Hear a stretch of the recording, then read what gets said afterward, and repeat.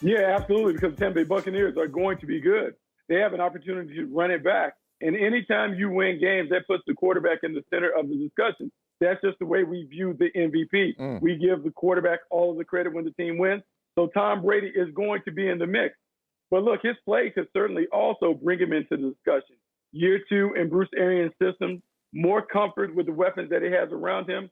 Chris Godwin, Mike Evans, AB is back and healthy and running around like a crazy man. Then you got Rob Gronkowski. So this is going to be an offense that really showcases what he can do. And then defensively, they should be able to lock it down so tough on defense that he has more opportunities, more possessions. This team is going to win 12 or more games. If they hit that number, Tom Brady is going to be in the discussion because he is the leader of a team that could make a back-to-back run. I have to disagree with you there. And I think you don't even believe what you were saying, because when I asked you the question, the first thing you did was fix your glasses, because you know you had to see this stuff, this BS you was about to spew out here. I caught that. Look, man, for the team to be at its best, they don't need Tom Brady to do all of that. And they learned this the hard way last year in terms of their success. Remember when Tom Brady had to go through his struggles, little mid-season struggles, when they had the losses to the Saints, the Rams, and to the Chiefs, week 9 through week 12. And then they had the bye week, late bye week, and he had to give the double tap to Bruce Arians. Remember the double tap? And you even talked about this before. He said, look, man, I'm out here fishing with a Patriots pole. I need to put that in the Patriots pond. I know we in Tampa, but come on, man.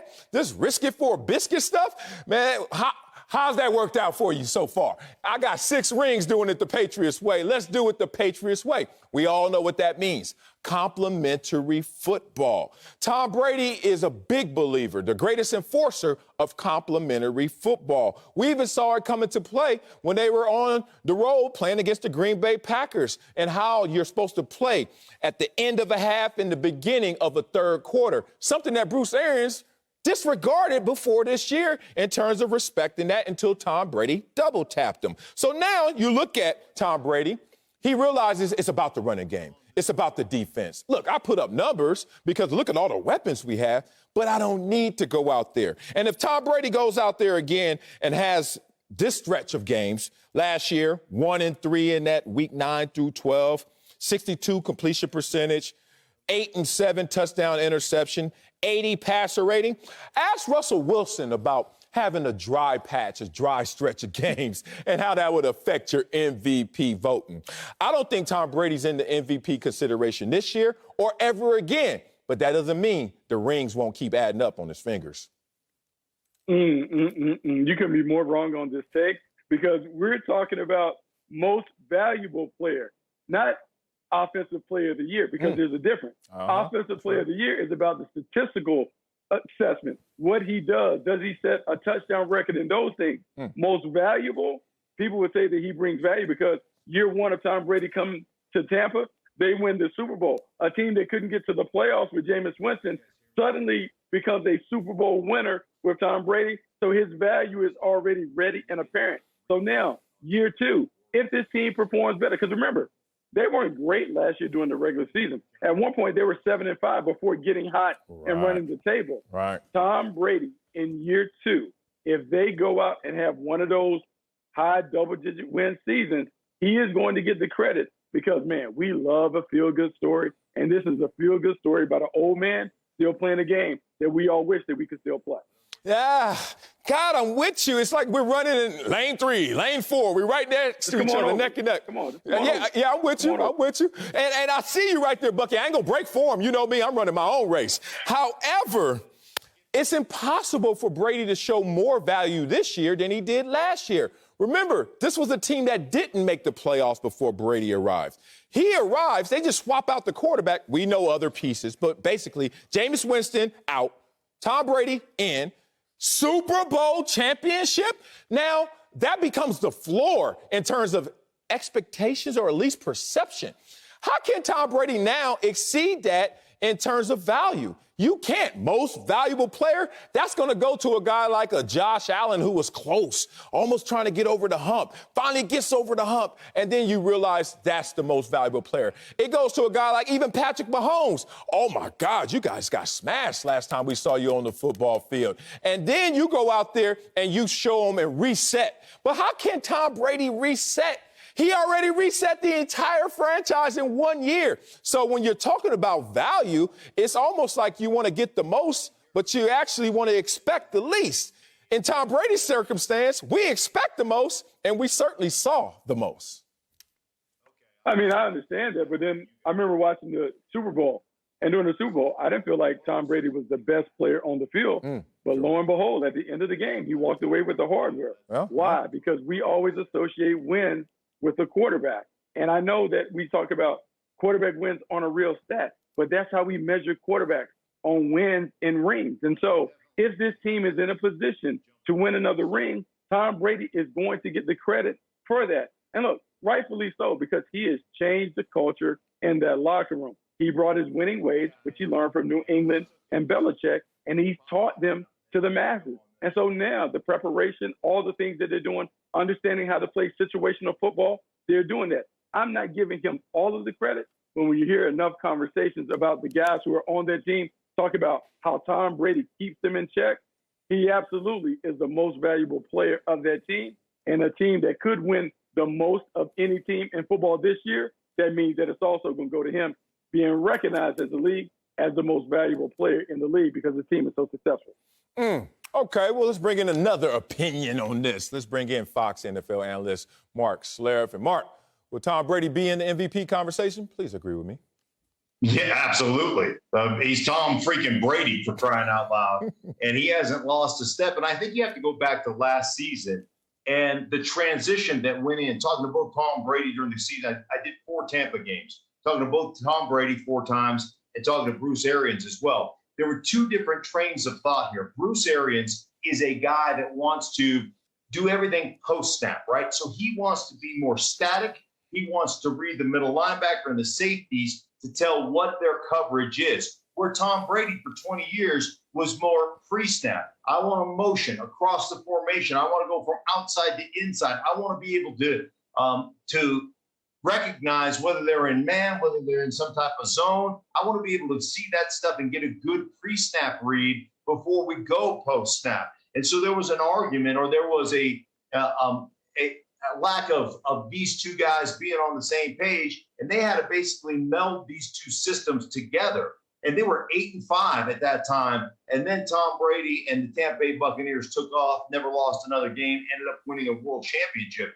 And if Tom Brady can win world championships, if he leads his team to world championships, I will say this, there is no question the effect that he has had on that football team. When you talk to Chris Godwin, when you talk to Mike Evans, when you talk to Leonard Fournette, when you talk to those guys talking about how they thought they were professionals, right? How they worked exceptionally hard. And then he walked in the locker room and they said, oh man, we got to pick our crap up because we're not doing enough. And that's the effect that guy has. And that, to me, is most valuable player. Look, I'm not disagreeing with you guys in terms of Tom Brady's still going to be excellent. Tom Brady's still going to lead this team potentially to another Super Bowl championship. He's the last guy to win back-to-back championships. We get it. But you're talking to guys on that team that are not built for this like Tom Brady is. Let's talk about that, because everyone can say anything before the bullet's alive.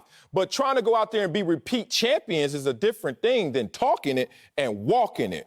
The bullseye's on this team's back now. Now, how many of those guys in that locker room at the NFL level have had the bullseye on their back as a collective? Tom Brady has, and Tom Brady can tell you everything about it, but that's not the same thing as living through it. Let me take you guys, where Bucky at, because he out here in L.A., stink knows L.A., but let's go south of the 10 freeway, y'all. Let's go east of the 110 freeway, y'all. Yeah, we there, where I grew up. Now, I get married to a beautiful old lady from Vancouver, actually a farm town outside of Vancouver by the name of Abbotsford. So the first time my wife finally journeyed south of the 10, east of the 110, she ain't scared of nothing, you know. She's been through a few things in her life. it was a different world. It was a different experience when she realized, oh, baby, over here, it ain't about talk, it's about walk. And I saw the anxiety. I saw the change up of behavior. I saw, oh, baby, no, it's okay to walk through this alley. It's okay to take this side street. Oh, I saw her flip out and change up. You can say what you want until you're going through it. Tom Brady has been through this. I respect Leonard Fournette and all those guys. They are ballers. But have they been through this before? Stink, you know this. Because, look, you were on a team that did this. When you talk about going back to back, when you talk about a team trying to win a championship again, you can't skip steps. I'm not sure of the collective maturity and professionalism of this team. I know the talent's there, but are they ready mentally to do what Tom Brady has already done? Yeah, you know what? That's the $64,000 question. Here's the deal, though. When you got Tom Brady holding everybody accountable, the thing about him that I find incredibly interesting is, as famous as this guy is, he just wants to be one of the guys, but he drives his whole team. He drives them from a preparation standpoint. He drives them from a work ethic standpoint. He drives them from a what is it that you want, because he is all about 100% team. I don't care about going to Pro Bowls. I don't care. I guarantee you, Tom Brady doesn't give a rip about winning an MVP or going to the Pro Bowl. Tom Brady wants to win a championship. And that's the attitude that he brings, and it permeates the walls of that whole organization like nothing else. And so, like, I've been a part of a team that won back-to-back championships, and it takes that kind of unselfishness, it takes that kind of drive, and it takes that kind of, I want to prove it to the world, not only the world, but to myself, and we want to prove it to each other. And that's one thing that guy brings. Now, will they all adhere to that? Will they all jump on that bandwagon? I happen to think they will, and I think they're that talented, both offensively and especially on the defensive side.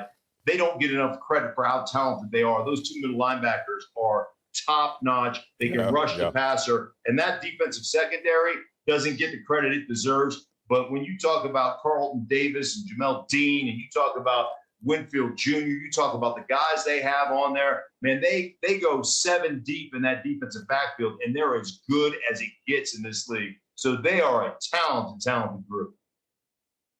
Yeah, look, this is a talented team, a team that could rival some of the top teams in terms of most complete, most talented. They didn't lose any notable names in the offseason. Bring Antonio Brown back, Rob Gronkowski back. You still have Mike Evans and Chris Godwin. This offensive line is solid. I mean, maybe the one area of weakness you could worry about is running back, but they added Giovanni Bernard, who gives Tom Brady like a Shane Vereen type, someone that he can dump to, James White type out the backfield. So now in year 2, they've made this offense even more Tom Brady friendly. So I would expect them to play at a high level, and the confidence that comes from being the champion. Even though you're getting everybody's best punch, everybody's going to raise their game when they face you. There's nothing like walking to the arena when you've been the champion. Tom Brady has done it more than any other quarterback in football. Because of that, he knows how to get his team ready. And because of that, we're going to reward him for the win with some more hardware on his mantle. Yeah, it's tough to reward him for the wins, though, when his check engine light is on. Tom Brady was leaking a little gas last year, and he's going to be 44 years old this year. Like, be real about this. See, this is why we got to dive into these numbers and to the details. I don't know if y'all ever tried to go to Vegas or just go anywhere, and you saw that E light, and you're like, and then you start calculating, okay, how far is the gas station? How much I got? Okay, is it at the top of the E, or is it in the middle of the E, or is it at the bottom of the E, or is it when it hit that little knob at the bottom? Like, I've been there before. And if you watch Tom Brady in the postseason, do y'all remember he had 3 straight games with a completion percentage less than 60%? Check engine light was on. Check engine light was on. Do y'all remember, even though he won Super Bowl MVP, he only threw for 201 yards, Cam Newton style. Do y'all remember that? Check engine light is on. Check engine light is on. It helps when you got a defense that forces 9 turnovers in the postseason. But real about this conversation, him going forward as the MVP, I just think he's trying to just make it to the destination. He don't give a damn about the stats.